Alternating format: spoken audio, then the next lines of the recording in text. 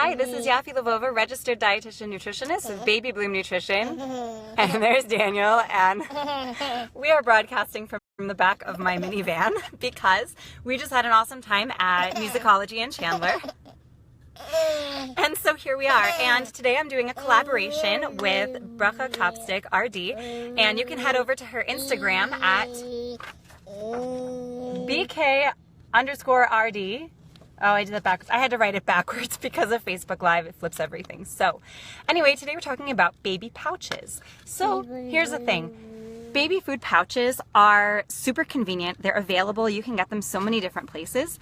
And they're clean, easy, good for travel. You can just throw them in your bag. They don't require refrigeration. They come in a variety of flavors. And they're great to keep on hand. They're a good and easy source of vegetables. But those are all the pros. Let's get into the cons. You need to watch out for the sugar content. Here's the thing.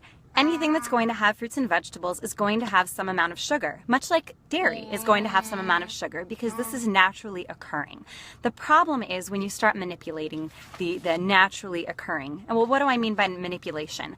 Well, none of these baby food pouches have added sugar, but they do, some of them have fruit juice concentrate, which is to increase the sweetness without adding sugar, but it can boost that sugar content to 17-18 grams per pouch, which is not really something you're looking for in a baby food.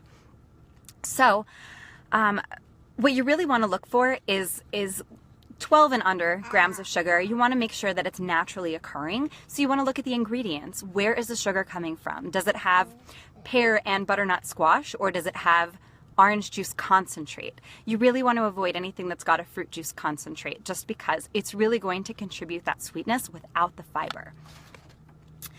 So also, the food pouches are not great for development. It's best to introduce different types of texture, which is why I'm such a fan of baby-led weaning, because you're going to introduce different textures to kids. They're going to see a food, know how to eat it, and know that they like it, as opposed to the baby food pouches where they don't see it at all. Everything has the same exact texture, and they use a sucking motion, which babies already know how to do from either the breast or the bottle. So it reinforces that sucking motion without introducing other ways to manipulate food in the mouth and to chew and swallow. It's really important to develop those feeding muscles for a lot of different reasons, one of them being speech, for example.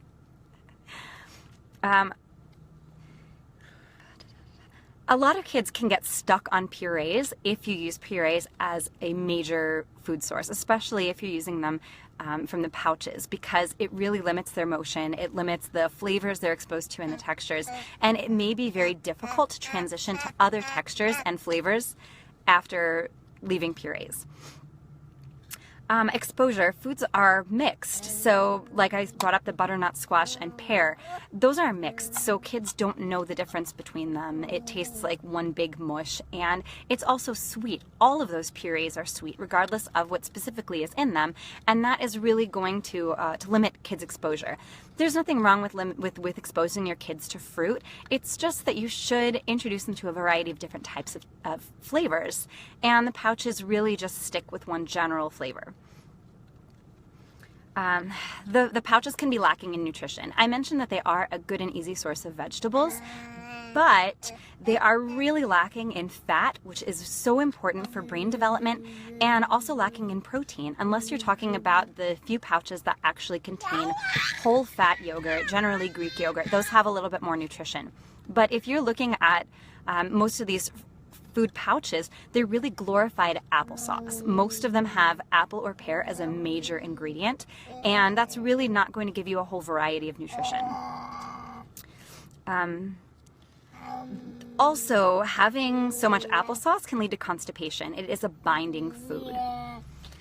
Another concern, I brought up, I believe it was 2 weeks ago, mindful eating as a mom. Well, we want to start that with young kids. We want to start to teach them mindful eating. And giving pouches can be, it can make things more difficult when teaching them how to eat mindfully. As I mentioned, they can't see it, they can't smell it. The taste is all the same, and this really leads to a bland overall experience for the child, and that can lead to mindless eating habits. And that can also lead to picky eating, which we call selective eating as well, because if you use the word picky, they're going to own it, and then you're really in trouble. You want the motor skill development that comes with real solid food. Uh-oh, Daniel dropped his toy. Okay, how about this? Yeah. Okay.